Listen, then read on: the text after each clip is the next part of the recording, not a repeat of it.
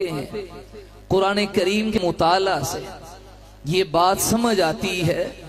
عام طور پر اللہ تعالیٰ لفظ سبحان وہاں لاتے ہیں جہاں مخلوق کی رسائی نہ ہو، جہاں مخلوق کی ہمت جواب دے دے، جہاں مخلوقات کا علم ختم ہو جائے، جہاں عقل کام کرنا چھوڑ دے، جہاں تجربہ مشاہدہ کام نہ کرے، معطل ہو جائیں، وہاں اللہ لفظ سبحان استعمال فرماتے ہیں۔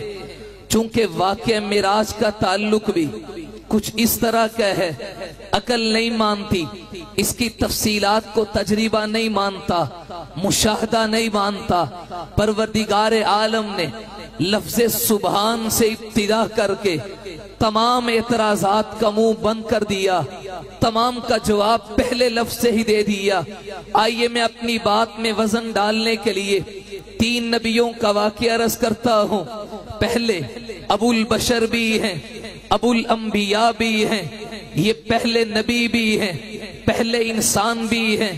اللہ کا قرآن بیان کرتا ہے جس وقت پروردگار عالم نے کہا انی جاعل فی الارض خلیفہ، میں دنیا میں اپنا نائب بنانا چاہتا ہوں، فرشتوں نے عرض کیا پروردگار عالم ہم آپ کی تسبیح کے لیے، تقدیس کے لیے نحن نسبح بحمدک ونقدس لک، ہم کافی ہیں، انسان کو نہ بنائیے۔ اللہ فرماتے ہیں انی عالم ما لا تعلمون، چونکہ علام الغیوب تو میں ہوں، غیب سوں کہ میرا ہی خاصہ ہے، جو کچھ میں سمجھ پاتا ہوں، اگرچہ تم نوری ہو تم وہاں تک نہیں پہنچ سکتے۔ پروردگار عالم نے عالم ما لا تعلمون کہہ کے جواب دیا۔ پھر اللہ کہتے ہیں علم آدم الاسماء، میں نے چند چیزوں کے نام کا علم اپنے پیغمبر آدم کو سکھایا، پھر یہ فرشتوں پہ پیش کیا۔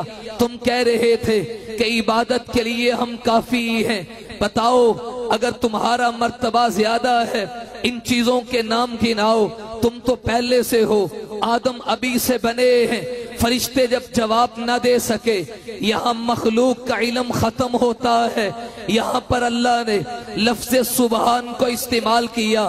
قالوا سبحانک لا علم لنا الا ما علمتنا انک انت العلیم الحکیم، جہاں پہ مخلوق کا علم ختم ہو، خالق کا علم کی ابتدا ہو، اس موقع پہ لفظ سبحان کو استعمال کیا۔ آئیے دوسری طرف چلتے ہیں۔ اللہ